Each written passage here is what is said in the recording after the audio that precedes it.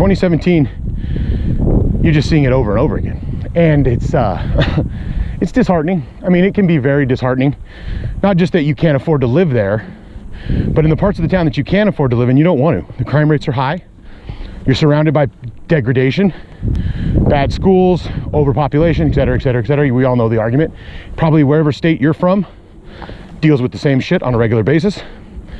And nobody does anything about it, because the only thing you can do about it is elect the right officials to change the system of capitalism. You need to change capitalism to socialism. You need to change it to communism in a way. And that'll never happen because corporations and rich people absolutely will never let it happen. And there's also the Horatio Alger Smith grotesquerie myth that any man's going to become a millionaire. Comes from nothing, and he's going to become a millionaire, and he does it by himself. He does it, you know, frisbee golf, I'm assuming. This is, I don't know what this is, in the middle of nowhere. And so you have that image, and people chase that shit like it's they cling on to that idea like it's the last chopper out of Nam. And nobody gets together and says this is ridiculous, because people that come to America, they're not looking for a worse life. They're looking for a better life, and a better life in America isn't really about community as much. I mean, of course, we all know it is. That's what makes life living: friends, family, good relationships. But they're looking for cars, they're looking for boats, they're looking for houses, they're looking for material items, because that's what America sells all over the world. Sells that idea. So America, California is obviously the second largest state population-wise, first largest state, I'm not sure. And LA is the second largest city in America to New York. And it's becoming, it's probably always been this way, but I over-romanticize it. You know, I read, for all the Bukowski I read, and on the Steinbeck, I read other stuff. And stuff that made, you know, we've all watched it. Oh, how wonderful Hollywood is, romanticizing Hollywood, and the old silent movie stars, and the old, you know, kind of that old way of glamour. And there's no glamour in LA. It's an ugly shithole filled with Starbucks and 11 million people all wanting that American dream, and everybody can't have it. But the allure has a very strong appeal. So what we end up with is overpriced houses in places that have no business being overpriced. We have money controlling everything. We have people accepting these policies and coming to this country in mass droves. Look at how beautiful that is. We'll just pan down to the valley. San Luis Obispo. They call it slow, and I can see why. People here are very little bit slow, but I'm kidding. It's a beautiful place. But with our economic system as it is, it's not going to change anytime soon. And I can bitch and complain about all I want, but frankly, even organization, political organization, it's very difficult to do without money and time. Capitalism takes your time. The thing that's most precious is our time. The thing that's most precious is our ability to sit around in a cafe or in someone's living room or in a garage or in a front yard and talk about the issues of the day and try to solve them. And that has gone by the wayside because of the economic system. And sure, there are people out there trying. I'm not saying that, but if you've noticed, a lot of these people are doing it as a career step, meaning this is going to look good to put on my resume if I try to organize labor, and they're not really organizing labor, they're just organizing some political action committee or something, and it looks really good on your resume, or it looks good on your college application. So you're getting a lot of that. I said I've made a point that I don't love California like I thought I was going to.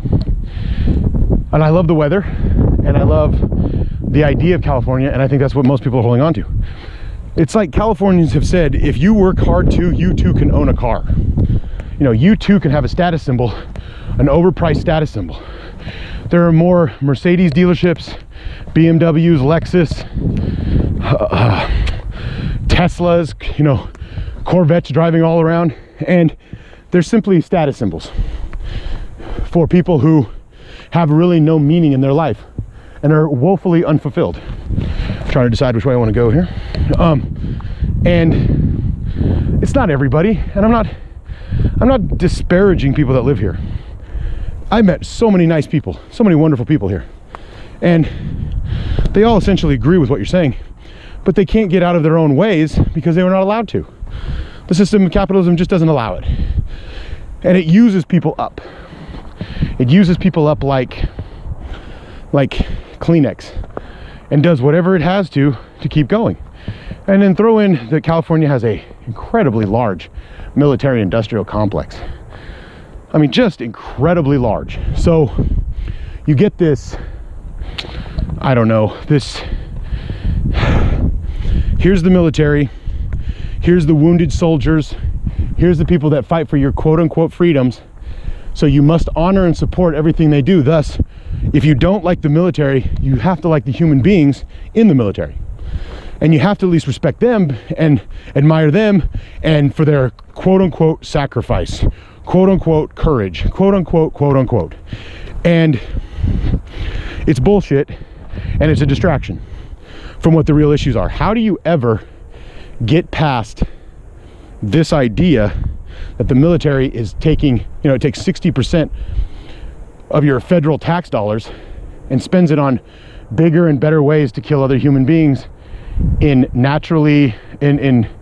advantageous geostrategic places for natural resources and global positioning?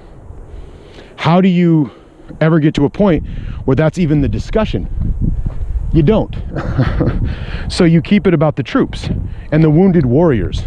And the idea that somebody that goes to Afghanistan or Iraq, I mean, today, for instance, we just dropped the largest bomb ever, 21,000 pounds this bomb weighs, the Moab.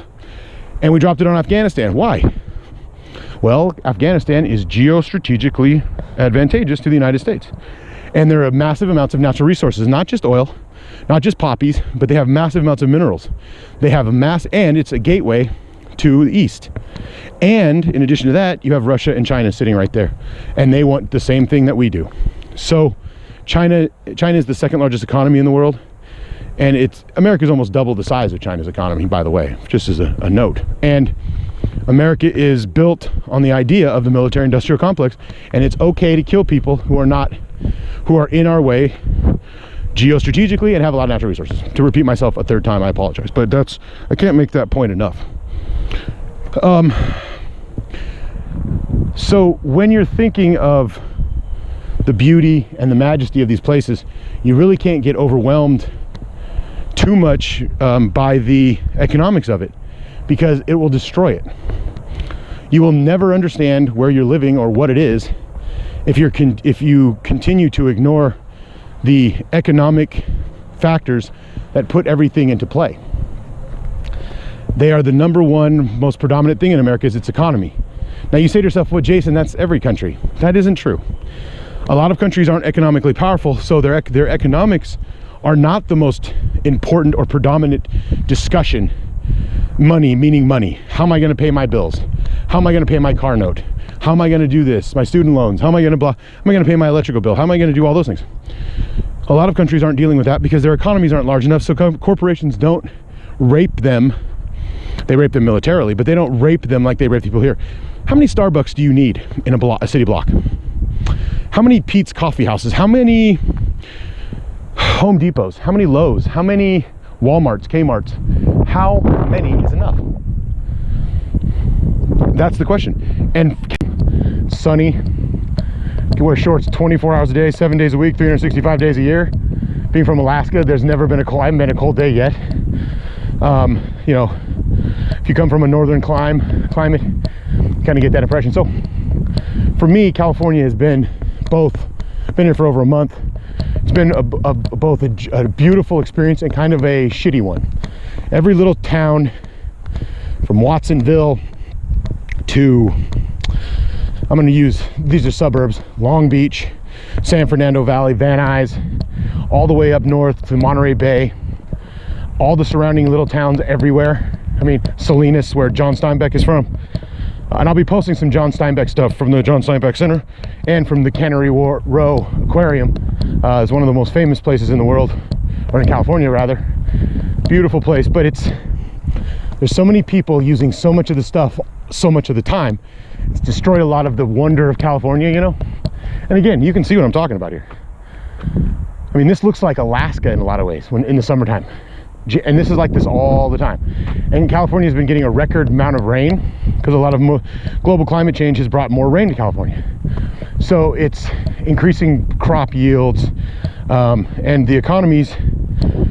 See, economies, the reason you have dollar stores is not because, golly gee whiz, it's good to have dollar stores. It's called overproduction. And when the economies are great, overproduction becomes a factor.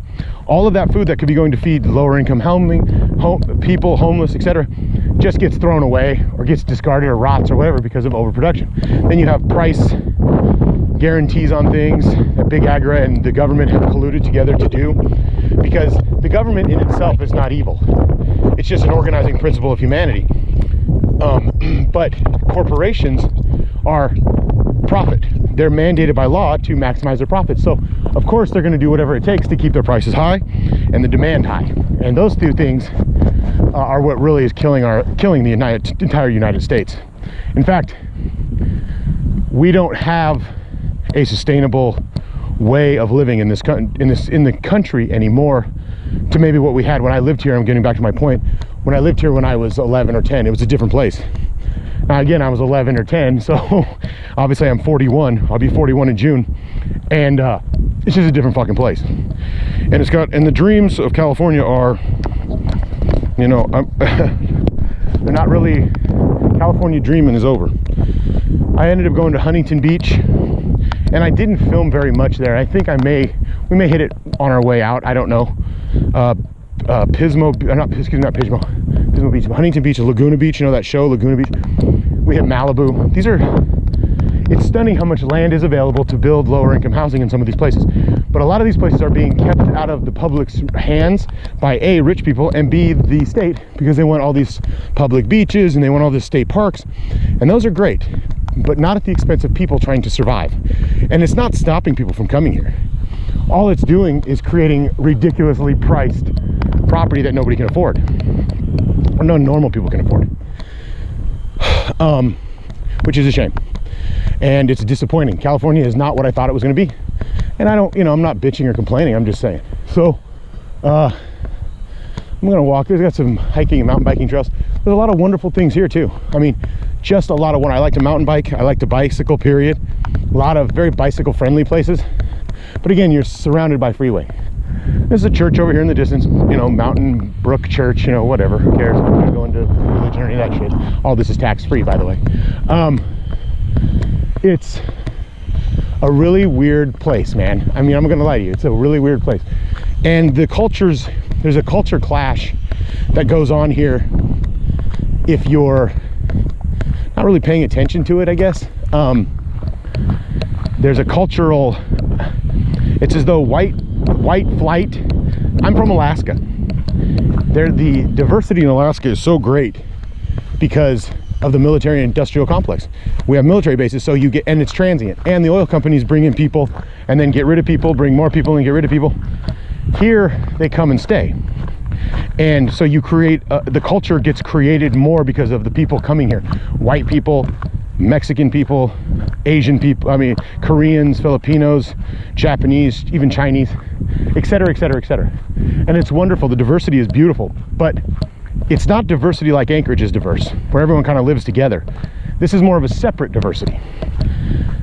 And to be honest with you, being a 6'3" white dude, I look like a Trump supporter, frat rat, the problem. And a lot of the Spanish people just simply don't care for me, and based on my appearance.